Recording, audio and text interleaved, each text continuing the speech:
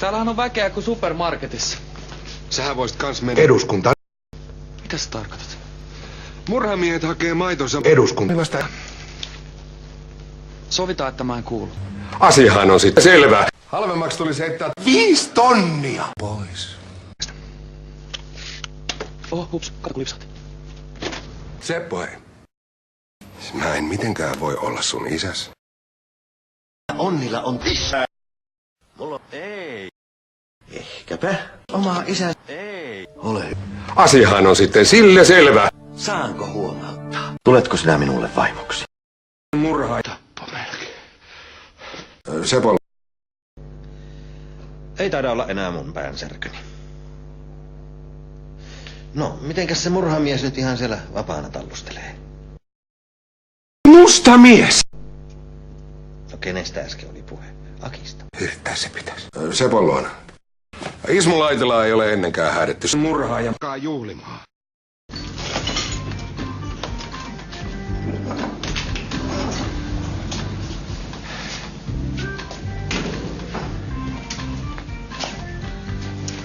Hei taas.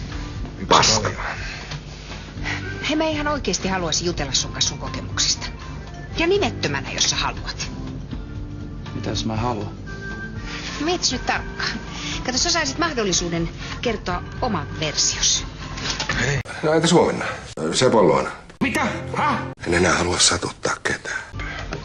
Sulle mitään olutta tarjoilla, sä oot niin sekaisin jo muutenkin. Älä sinä asioista, josta et mitään tiedä. 5 tonnia. Heti. Hei, jos sä et palvele mua sun kaupassa, niin mä en palvele sua mun kahvilassa, eikö se ole reilu peli? Poika.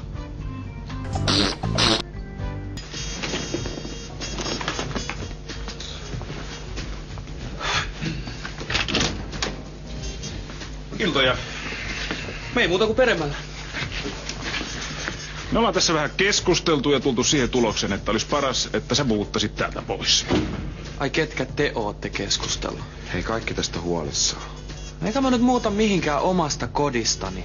Et sä nyt tajua, että tää on sun koti vaan, koska sä oot tappanut edellisen asukkaan. Ai olen vai tosi? No se oli vasta ensimmäinen. Mutta te hyvät herrat sen sijaan saatte poistua, olkaa niin hyvät. Nyt sä pakkaat sun kamasia heti. Haluut sä turpaas? Tekopyhä paska. Kyllä sä oot melkoinen.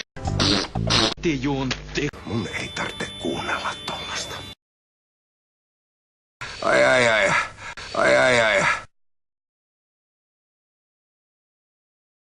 Murhaa ja tappo. Hyvä on. Juttu. Usko pois. Huomenna pieni välikohtaus. Sepon luona. Murhaaja ulos talosta. Ihan hyvä, mutta eiköhän tää nyt ole pikkasen liian rankkaa, kun ottaa huomioon, että ketä ei ole tuomittu edes vielä mistään. Eiköhän se ole päivänselvää, että Paska. sen teki. Se jätkä on turvallisuusriski Tanjalle. Ja nyt turpo kiinni. Haluut sä turpaas?